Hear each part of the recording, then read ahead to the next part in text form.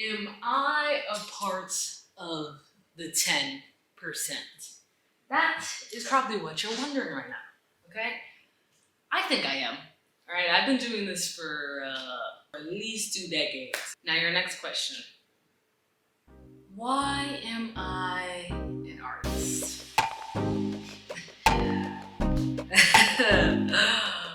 Well,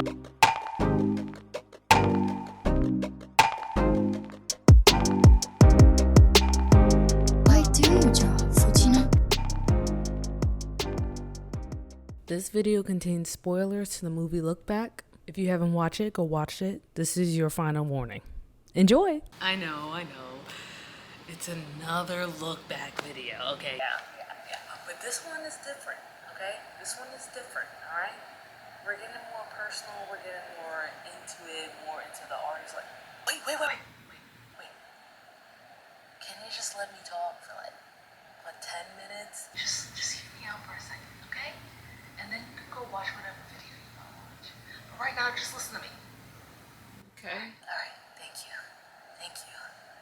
Alright, you're not gonna regret this. I have an exercise for you, okay? Take out your beating heart right out of your chest. Boom, boom, boom, boom, boom, boom. And then put it on the table. Okay. How do you feel? Pretty terrible? Exactly. Congratulations! You just experienced being an artist for the first time. And it sucks.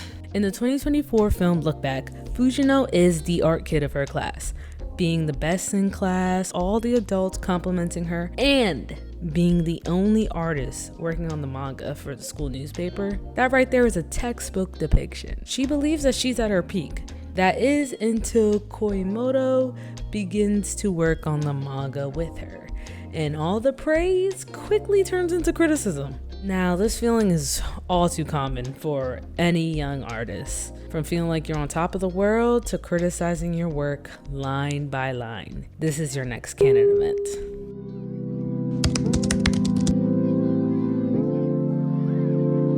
Although I don't say this too often, I am an artist. Exposed. I know. I'm writing this about myself, if you couldn't catch my drift. I am an animator. I know, psychotic.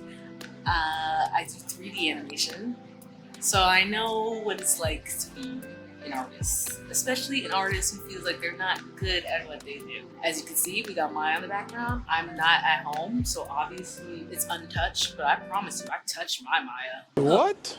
Maya knows about me. I was the art kid.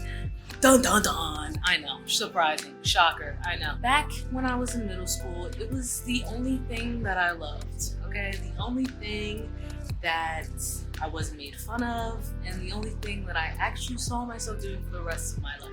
So I kind of dropped my other things that I wanted to do and just locked in on art. Of all kinds. It wasn't first physical art. First it was music, and then I was into singing, and then I wanted to be a first it was dancing, then singing, then music, and now I'm an animator. So when I was younger, everyone would always tell me how good my art was, and it stuck with me. I mean, not to brag or anything, but I was pretty good for my age, you know? I had my stuff in museums. I made like 3 murals for the school, and then I made a mural for a restaurant, so that was cool. I was good or whatever, When I was younger, I used to do photorealism. Well, not photorealism, but I tried to be as realistic as possible, so I have a few realistic pieces. I was pretty good. But that's besides the point.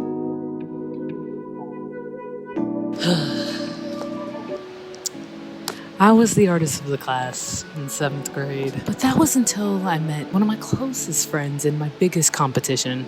Emma, if you're watching this, I highly doubt you are. I still have love for you. You are great, okay? Love you down. She was better than me. And not only did that crush my ego, like anything I could ever imagine, but suddenly you feel like you're not good enough. Your emotions aren't good enough. Your perspective's not good enough. Your inner thoughts aren't good enough. So you work, practicing every day and night, trying to see if you can improve spontaneously. I was in competition, probably the only one in competition, but I was certainly in competition. I was set in. I may have been in a competition with myself and my own self-doubt and mental problems, but I was determined to be the best artist in the school because I wanted to be the best artist in class. You know, the person they point to when they're like, can someone draw this? And everyone looks at me. I was thriving in that moment. When Fujino sees Kiyomoto's work for the first time, she instantly realizes that there's always a bigger fish.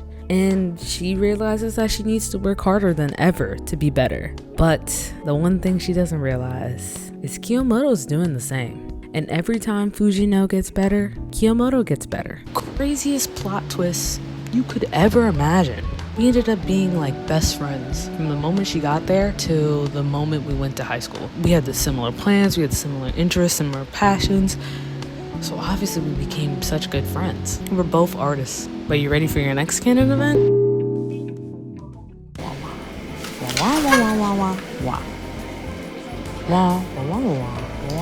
know, while it could be a good thing, jealousy tends to have its big negatives. Kind of like this class going on. Fujino isolating herself and becoming obsessed with improving, all the way to Kiyomoto getting killed by an insane, jealous man. Jealousy never leaves an artist or a person in general. Anyways, come here. I'm gonna just tell you the rest right here. There was a period in my life where I wanted to be a social media artist. I was comparing my own work to like everyone's work around me, and I felt like shit. One person had 300k followers, another person had 10k followers, and I had less than 100. And at my peak, I had like 150. I have more subscribers than I had followers on that art account. And I wondered, why not me? Like, what are they doing that I'm not doing? What's wrong with my art? What am I not doing right? And while yes, it did motivate me to make better art and to improve faster, it also made me miserable because I was constantly comparing my work to people around me, which is not something you should ever do. After a long venture, I finally decided to stop being a social media artist because that's just not what I wanted to do with my art. I do want to have an art career, but I do not want that career to be a social media freelance artist. It's just not what I am. I'd rather have a salary. No offense to freelancers, I think they're great.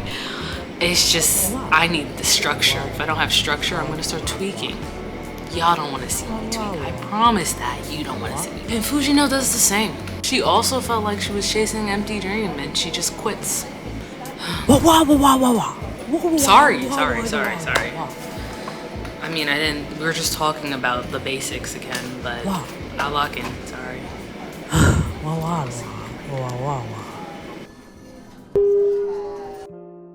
Fujino was a huge inspiration to Kiyomoto, pushing her to work harder, and Kiyomoto was a huge inspiration for Fujino. As Fujino works on her manga, she inspires millions of younger kids, future mangakas, and even Kiyomoto herself, despite them not talking. While it's not shown directly in the movie, it's clear that Kiyomoto's work also inspired others to create just as beautiful backgrounds as well. This alone is the greatest motivation for any artist. That 10%, you may say.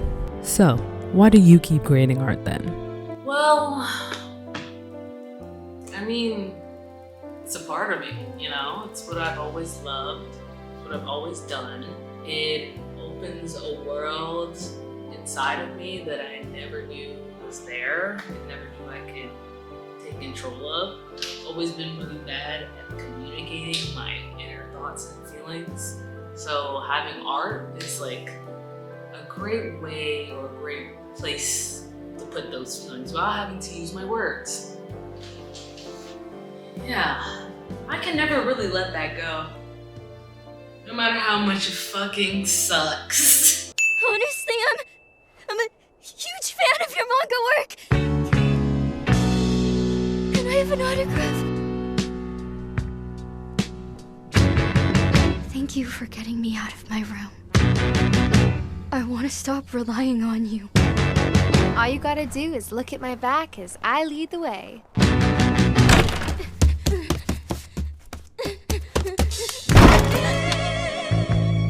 Stop loving you again. Stop loving you.